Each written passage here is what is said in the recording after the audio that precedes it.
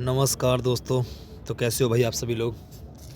तो भाई आज हम करने वाले हैं यूपीएसआई के लिए सामान्य ज्ञान एवं संविधान का एक प्रैक्टिस सेट। और ये प्रैक्टिस सेट होने वाला है 40 प्रश्नों का। इसमें आपको मूल विधि नहीं मिलने वाली है, क्योंकि मैंने सोचा है कि मूल विधि हम आखिरी में पढ़ेंगे। आखिरी के हम जैसे एग्ज़ाम डेट आ जाएगी उससे 1 या 2 वीक पहले हम पढ़ना स्टार्ट करेंगे और रिवाइज कर देंगे पूरा। ठीक है। तो भाई ये होने वाली है 51 राउंड। 51 राउंड का एनकाउंटर चलने वाला है और पहला एनकाउंटर आज छोड़ने वाले हैं हम। ठीक है भाई, तो चलो हम करते हैं स्टार्ट। फिर कि स्क्रीन पर आ चुका है भारत के लिए एक संविधान सभा का विचार पहली बार किनके द्वारा पेश किया गया था। पहली बार संविधान का जो विचार था वो पेश किया गया था, वो किया गया था एम.एन. रॉय के द्वारा। औपचारिक रूप से इन्होंने पेश किया था पहली बार 1934 में। ठीक है। इससे पहले बाल गंगाधर तिलक ने भी किया था। ठीक है। और उसके बाद जवाहरलाल नेहरू ने तो फैजपुर का अधिवेशन था, उसमें मांग कर दी थी संविधान सभा की। ठीक है। तो हम चलते हैं प्रश्न नंबर 2 की ओर। प्रश्न नंबर 2 में क्या पूछा है देख लीजिए एक बार। प्रश्न नंबर 2 में पूछा है किस ग्रह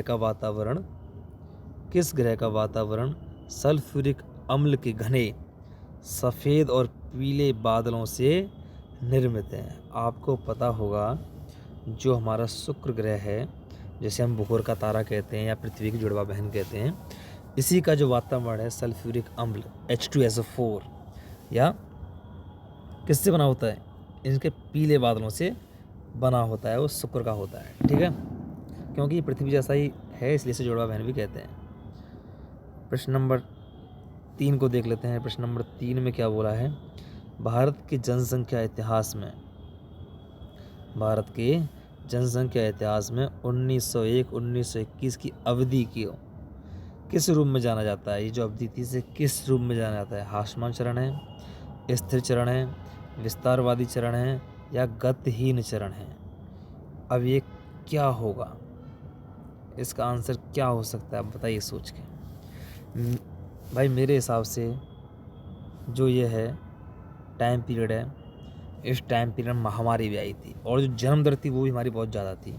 तो इसका आंसर क्या होगा, हमारा स्थिर चरण हो जाएगा। क्या हो जाएगा, इसका आंसर क्या हो जाएगा, हमारा स्थिर चरण इसका आंसर हो जाएगा। ठीक है जी। अब चलते हैं प्रश्न नंबर 4 की ओर। प्रश्न नंबर 4 में क्या बोला है। प्रश्न नंबर 4 में बोला गया है वह उपकरण जिसे परपथ में हमेशा श्रेणी क्रम में जोड़ा जाता है और इसके माध्यम से परपथ के विद्युत प्रवाह को मापा जाता है। अगर परपथ का विद्युत प्रवाह मापा जा रहा है तो वो कौन सा होगा, हमारा अमीटर आंसर हो जाएगा। क्या हो जाएगा, अमीटर। और इसे श्रेणी क्रम में हम लगाते हैं। प्रश्न नंबर 5 देख लीजिए। प्रश्न नंबर 5 में हम क्या बोला है। प्रश्न नंबर 5 में बोला है ठोस कार्बन डाइऑक्साइड को भी कहा जाता है। अरे भाई सबको पता है, इसे हम शुष्क आई या ड्राई आइस बोलते हैं, शुष्क हम बोल सकते हैं। ठीक है। एक शीतलक की तरह काम करता है ठंडा करने के लिए। प्रश्न नंबर 6 देख लेते हैं। प्रश्न नंबर 6 में क्या बोला है, निम्नलिखित में से किस पारिस्थितिकी तंत्र में जैव भार का उल्टा पिरामिड होता है।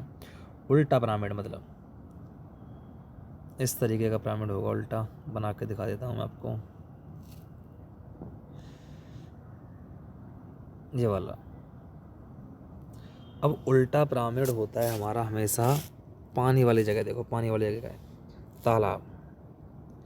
क्यों होता है, क्योंकि ऊपर इसमें कम जीव होते हैं, नीचे जैसे बढ़ते जाएंगे उसमें जीवों की संख्या बढ़ती जाएगी और उनका वजन भी बढ़ता चला जाएगा। इसलिए हमारा क्या होगा, तालाब पारिस्थितिकी तंत्र हो जाएगा, हमारा क्या उल्टा पिरामिड हो जाएगा। ठीक है। अब हम चलते हैं किस पे, प्रश्न नंबर 7 पर। 7 में क्या बोला है, अफ्रीका में कालाहारी किस प्रकार का रेगिस्तान है।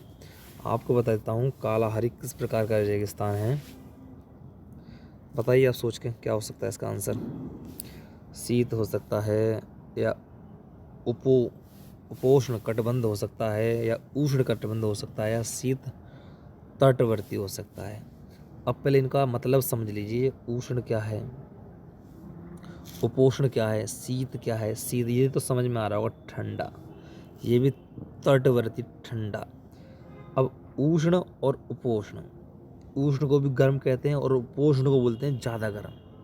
जो रेगिस्तान ज़्यादा गर्म है। अब हमारी पृथ्वी ज़्यादा गर्म कहाँ होती है? आपको पता है ये पृथ्वी है, ये भूमध्य रेखा है। जो इस भूमध्य रेखा के आसपास जो देश होंगे वही तो ज़्यादा गर्म होंगे, और जो इसके आसपास का जो रेगिस्तान होगा वही ज़्यादा गर्म होगा। तो मैं बता दूं इसका आंसर क्या है।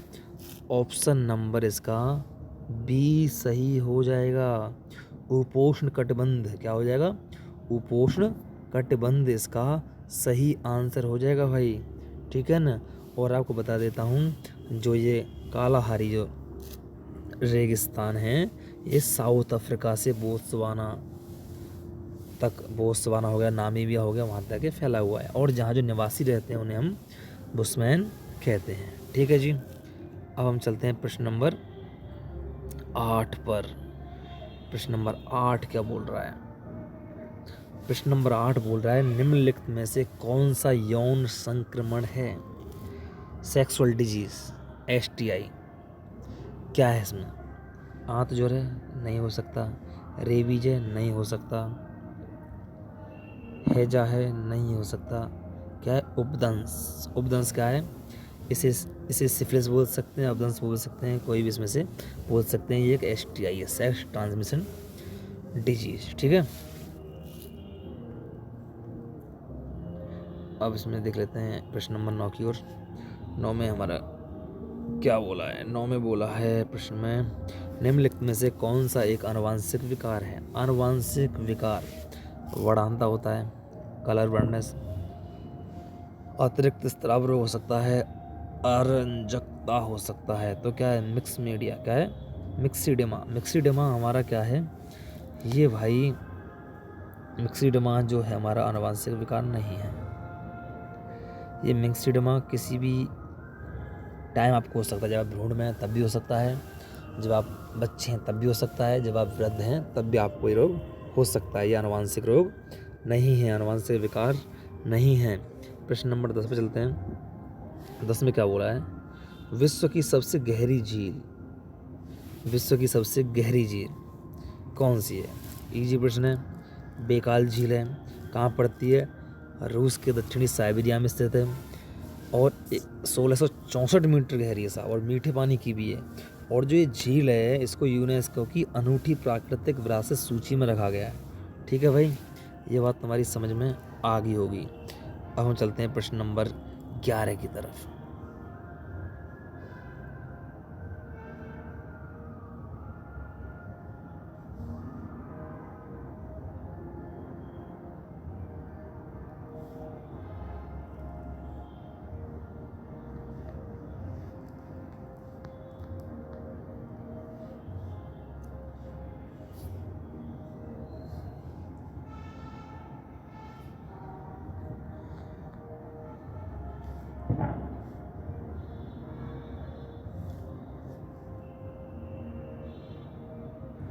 प्रश्न नंबर 11 देख लेते हैं। प्रश्न नंबर 11 में क्या बोला है? पशुओं के प्रति क्रूरता रोकथाम अधिनियम को वर्ष इतने में अधिनियमित किया गया। कितने में किया गया नया अधिनियम? तो भाई बताइए, सोच के बताइए आराम से। अरे यार 1960 में किया गया, सिंपल इसका आंसर हो जाएगा। 12 में देख लेते हैं प्रश्न। उत्तर प्रदेश से कुछ जिलों को अलग करके उत्तराखंड का गठन कब किया गया? सिंपल, इससे इजी प्रश्न नहीं हो सकता। 2000 में किया गया था, ठीक है। और इसका जब नाम रखा था उस टाइम पे उत्तरांचल रखा गया था, और 2007 में इसका नाम उत्तराखंड कर दिया गया था, ठीक है भाई। इजी प्रश्न। 13, भारत के किस राज्य को चीनी का कटोरा कहा जाता है? चीनी का कटोरा उत्तर प्रदेश राज्य को कहते हैं हम, ठीक है। आपको बता दूं विश्व में सबसे ज़्यादा जो गन्ने का उत्पादन है वो कहाँ पे होता है? ब्राज़ील में होता है। सेकंड नंबर हमारा क्या आता है? हमारा इंडिया आता है। इंडिया में सबसे ज़्यादा कहाँ होता है? उत्तर प्रदेश में होता है, इसलिए इसे चीनी का कटोरा कहते हैं हम। सिंपल बात है। ये देखिए, भारत के राष्ट्रपति का चुनाव लड़ने के लिए न्यूनतम आयु कितनी होनी चाहिए? अब न्यूनतम आयु की बात पूछा है, 35 वर्ष होनी चाहिए। और इसमें एक चीज़ बता देता हूँ आपको, ये कौन से आर्टिकल में है? ये आर्टिकल किस में योग्यता है राष्ट्रपति की? योग्यताएं दे रखी हैं आर्टिकल 55 में, ठीक है, किसमें? आर्टिकल 55 में, ठीक है। 15 में देख लेते हैं, भारत में पहली रेलवे लाइन का प्रचलन किस वर्ष किया गया था? आप बता दो, पहली की किया गया था 1853 ईस्वी में। कहाँ पे? 1853 में किया गया था, बम्बई से थाने के बीच। किसके टाइम पे? डलहौजी के टाइम पे किया गया था। जल्दी करते हैं थोड़ा हम प्रश्नों को। भारत की राज्यसभा के प्रधान अध्यक्ष कौन होते हैं? बिल्कुल ईजी, उपराष्ट्रपति होते हैं। उपराष्ट्रपति का वर्णन किस आर्टिकल में?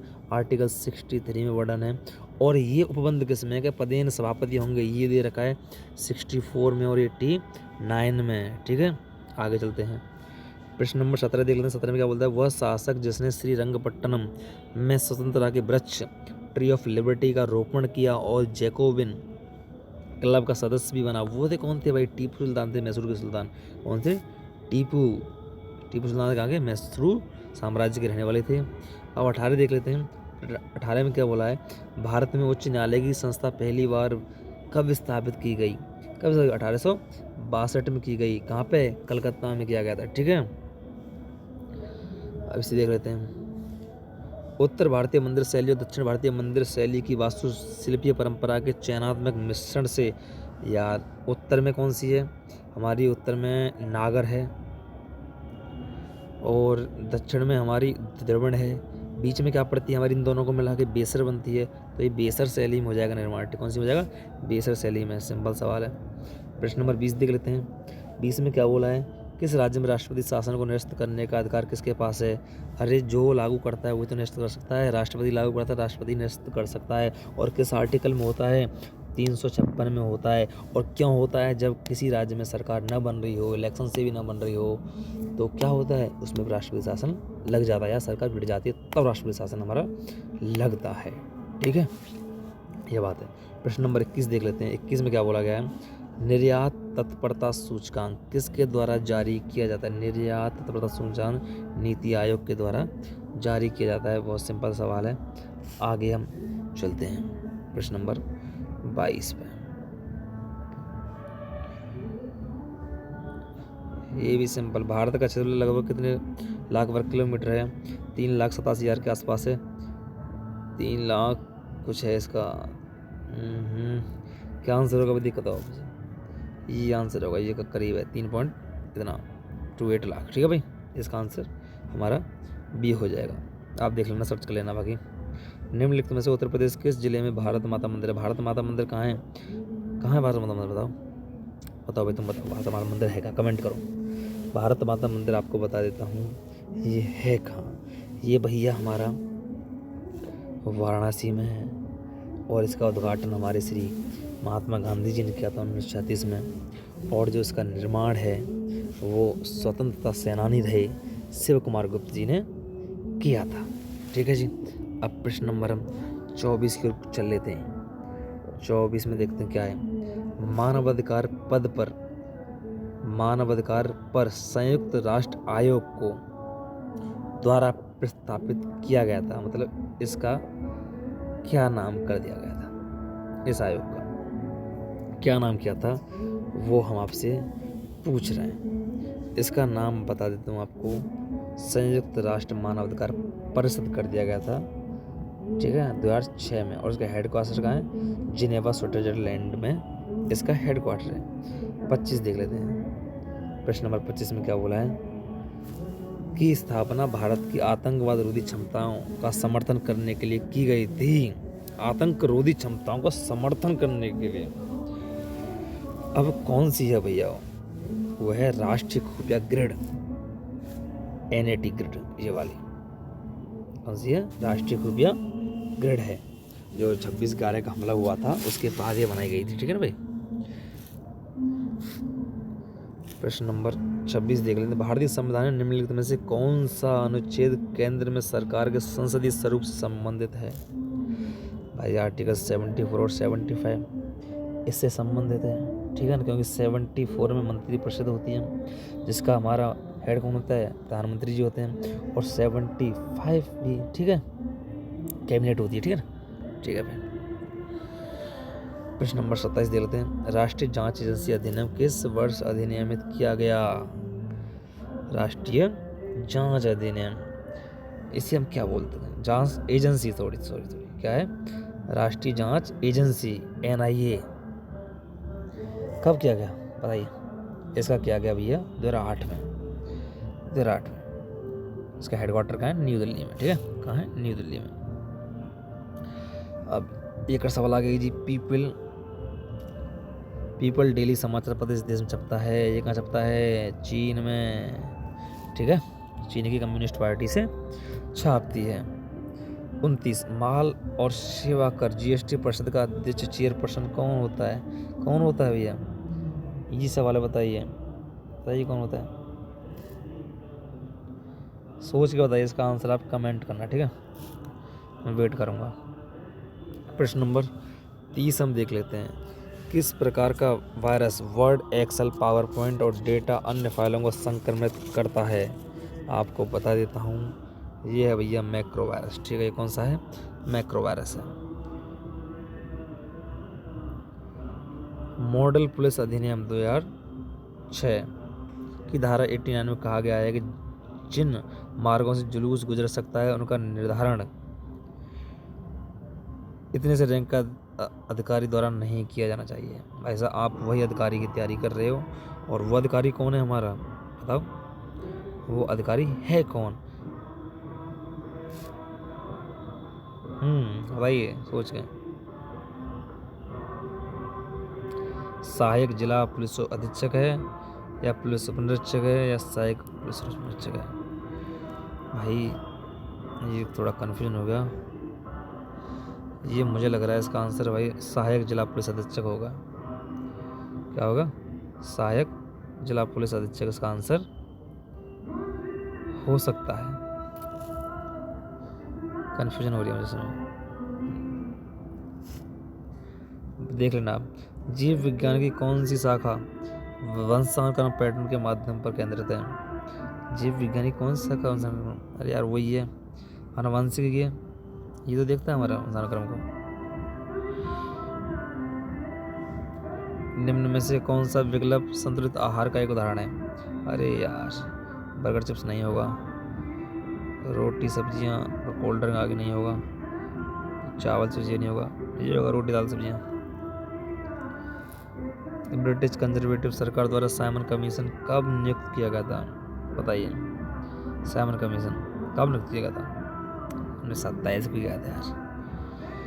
निम्नलिखित में कौन सा बैंक बैंकों का बैंक है? अरे RBI है अपना भाई। कौन है? RBI है, और ये एक्ट 1934 द्वारा अधिनियमित हुआ था। 1935 में इसकी स्थापना हो गई थी। और पहले कहाँ था इसका? कोलकाता था, फिर इसे मुंबई में शिफ्ट कर दिया गया इसका हेडक्वार्टर, और 1949 में इसका राष्ट्रीयकरण हो गया। निम्नलिखित में से कौन सा दर्रा हिमाचल प्रदेश और लद्दाख को जोड़ता है? कौन सा है? बारालाचा दर्रा। कौन सा है? बारालाचा दर्रा। हिमाचल की लाहौल स्पीति को लद्दाख के लेह से जोड़ता है। औपचारिक रूप से शादी विवाह में उत्तर प्रदेश के पुरुष पहनते हैं, अरे शेरवानी पहनते हो। क्या पहनते हैं? शेरवानी पहनते हैं। कौन सा राज्य समान नागरिक संहिता लागू करने वाला राज्य बनाया? कौन सा बनाया? उत्तराखंड बनाया। किस देश ने फरवरी 2025 में माउंट तारानाकी को कानूनी अधिकार प्रदान किया है? कैसे माउंट तारानाकी को कानूनी अधिकार प्राप्त किया है? बताओ कौन सा देश है? प्रदान किया है, वो है हमारा न्यूजीलैंड। अब ये प्रश्न आ गया थोड़ा सा अटपटा। वैश्विक अनुमोदन रेटिंग दर कितने अनुमोदन के साथ प्रधानमंत्री नरेंद्र मोदी सीट्स पर हैं? 75। ठीक है, धन्यवाद। नेक्स्ट एनकाउंटर हम लेके आएंगे बहुत ही अच्छे से, क्योंकि आज हम नींद आ रही है, हमने जल्दी थोड़ा स्पीड से किया है। ठीक है भाई, कह रही हम थोड़ी नींद आ रही है। अगला हम जो लाएंगे वो हम अच्छे से लेके आएंगे। ठीक है, धन्यवाद।